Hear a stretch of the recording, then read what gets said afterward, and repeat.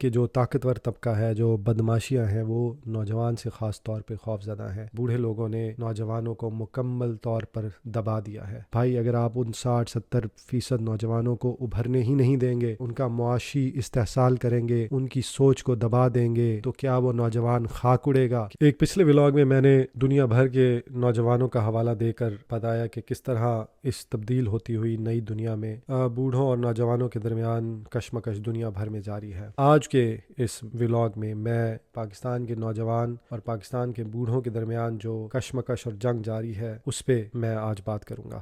ہمارے معاشرے کے اندر اس میں بوڑھے لوگوں نے نوجوانوں کو مکمل طور پر دبا دیا ہے۔ ہمارے جو غریب گھرانوں کے، مڈل کلاس گھرانوں کے نوجوان ہیں، 20 سے 30 سال، 30 سے 35 سال کی عمر کے نوجوان، وہ ہمارے سیاسی منظرنامے سے، ہمارے قومی منظرنامے سے بالکل غائب نظر آتے ہیں۔ بغیر کسی سمت کے، بغیر کسی ڈائریکشن کے، بغیر کسی ذاتی فکر کے، بغیر کسی یگانگت اور اتحاد کے، ایک بیگانگی، ایک وحشت اور ایک اجنبیت کا شکار نظر آتا ہے ہمارا نوجوان۔ اور اس کی وجہ یہ ہے کہ یہ جو بوڑھے لوگ ہیں، جو سیاست پر قابض ہیں، جو بیوروکریٹ ہیں، جرنیل ہیں، سیاستدان ہیں، جو بدماشیہ کے طبقے کے سرخیل ہیں، ان لوگوں نے جان بوجھ کر نوجوانوں کو پچھلے 40-50 سال اپنے انگوٹھے کے نیچے رکھا ہے۔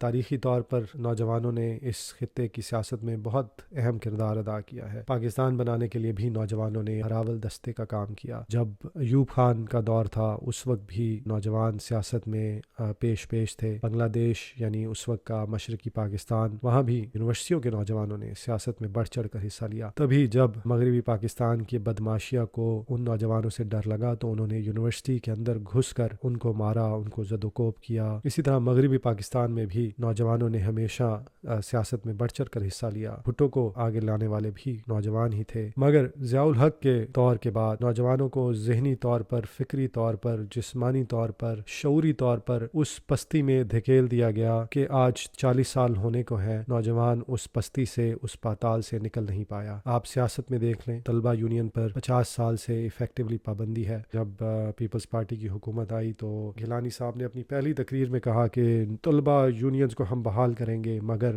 طلبہ یونینز بحال نہیں ہوئی۔ تو ظاہر ہے جب طلبہ سیاست میں حصہ نہیں لیں گے تو وہ آگے کیسے آئیں گے؟ تبھی ہم دیکھتے ہیں کہ پاکستان کے اقتدار پہ بوڑھے اور بہت بوڑھے اور تھوڑے کم بوڑھے لوگ قابض ہیں، جبکہ نوجوان ہمیں ایک بھی نظر نہیں آتا، ڈھونڈنے سے بھی نہیں ملتا۔ آپ جس طرف بھی دیکھیں آپ دیکھیں گے کہ نوجوانوں کے جو مفادات ہیں ان کو بالکل پاؤں کے نیچے روندا جا رہا ہے۔ مثال کے طور پہ نوجوان آئی ٹی سیکٹر میں دنیا بھر کی کمپنیوں کے ساتھ کام کرنا چاہتے ہیں، بہت ٹیلنٹڈ نوجوان ہیں پاکستان کے، مگر اس شعبے کو بالکل خاطر میں نہیں لایا جاتا، بلکہ سینکڑوں ارب روپے شوگر ملوں کو اور بجلی بنانے والی کمپنیوں کو ان کی جہنموں میں جھونک دیے جاتے ہیں، لیکن نوجوانوں کی فلاح کے لیے 1 روپیہ بھی نہیں ہے۔ معاشی طور پہ بھی نوجوان کو ہر طرح سے قتل کیا جاتا ہے۔ ظاہر ہے نوکریاں نہیں ہیں، بزنس نہیں کر سکتا، وہ اتنا سرخ فیتا ہے کہ کوئی بھی نوجوان اگر سر اٹھائے تو اس کے پاس نہ وہ پیسے ہیں، نہ وہ سپورٹ ہے کہ وہ اپنا کوئی کاروبار شروع کر سکے۔ مڈل کلاس کا اگر نوجوان ہے تو اس کے والدین نے اپنا سارا پیسہ پلاٹوں میں لگا کر وہاں پر بالکل اینٹوں کے اندر یا پلاٹوں اور گارے کے اندر بند کیا ہوا ہے، اور وہ پیسہ وہاں سے آزاد نہیں ہو سکتا اور نوجوان اس پیسے کو استعمال نہیں کر سکتا۔ پہلے نوجوان کم از کم تعلیمی اداروں میں، پبلک یونیورسٹیوں میں کچھ نہ کچھ تعلیم پا لیتا تھا، مگر اب ان کی فیس بھی اتنی زیادہ بڑھا دی گئی ہے کہ ایک غریب کا بچہ ایک عام پبلک یا حکومتی یونیورسٹی میں بھی تعلیم حاصل کرنے کے قابل نہیں رہا۔ اگر یونیورسٹیاں ہیں بھی تو وہ صرف بڑے بڑے چند شہروں میں ہے، لاہور میں، کراچی میں یا اسلام آباد میں، اور دور دراز کے علاقوں کا، گاؤں کا، چھوٹے شہر کا نوجوان اپنے خاندان کو، اپنی فیملی کو، اپنے ماں باپ کو چھوڑ کر ایک بہت چھوٹی سی عمر میں ان شہروں میں آتا ہے تعلیم پانے کے لیے۔ اور ظاہر ہے جب وہ اپنے خاندان سے جدا ہو جاتا ہے تو اس کی جو ایک شخصیت ہے، اس کے اوپر جو دیر پا منفی اثرات مرتب ہوتے ہیں۔ ظاہر ہے اگر ملتان کا نوجوان لاہور میں پڑھ رہا ہوگا تو اس کے وہاں جاننے والے نہیں ہوں گے، اس کی کمیونٹی نہیں ہوگی، وہاں اس کی زبان نہیں بولی جائے گی۔ جو بدماشیہ کے طبقے کے سرخیل ہیں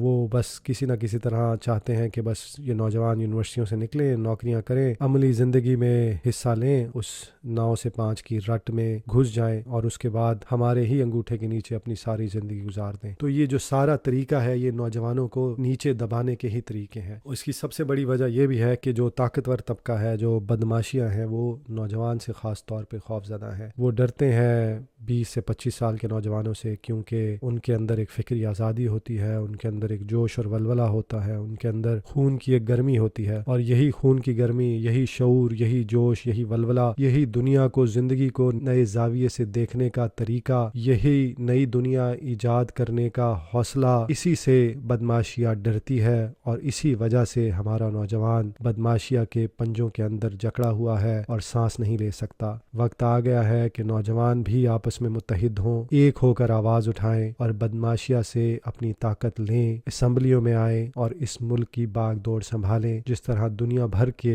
ملکوں کی باغ دوڑ آج نوجوان سنبھالتا جا رہا ہے. اور اگلے 10-15 سال میں اگر یہ کام نہ ہوا تو جو ہمارے انٹلیکچوئل اور دانشور پچھلے 20-25 سال سے منسٹر یوتھ بلج کا راگ الاپ رہے ہیں کہ جی نوجوان پاکستان کی آبادی کا 60% ہے، جب یہ نوجوان ابھریں گے تو پاکستان خود بخود ترقی کرے گا، پاکستان کو پر لگ جائیں گے اور خود بخود پاکستان اڑنا شروع ہو جائے گا. بھائی اگر آپ ان 60-70% نوجوانوں کو ابھرنے ہی نہیں دیں گے، اڑنے ہی نہیں دیں گے، ان کو پاؤں کے نیچے دبائے رکھیں گے، ان کا معاشی استحصال کریں گے، ان کی سوچ کو دبا دیں گے، ان کو سیاست میں حصہ نہیں لینے دیں گے، ان کو منظم اور متحد نہیں ہونے دیں گے، تو کیا وہ نوجوان خاک اڑے گا؟ کیا وہ نوجوان خاک شاہین بنے گا؟ وہ معمولہ ہی رہے گا، وہ چڑیا ہی رہے گا. اور چڑیاں چاہے 6 کروڑ ہوں، چاہے 20 کروڑ ہوں، وہ پاکستان کو کہاں لے کے جائیں گی؟ کہیں نہیں لے کے جائیں گی. تو ایک وقت آئے گا کہ نوجوان اپنے ساتھ ساتھ اس ملک کو بھی لے ڈوبے گا. آپ کی سماعتوں کا بہت بہت شکریہ.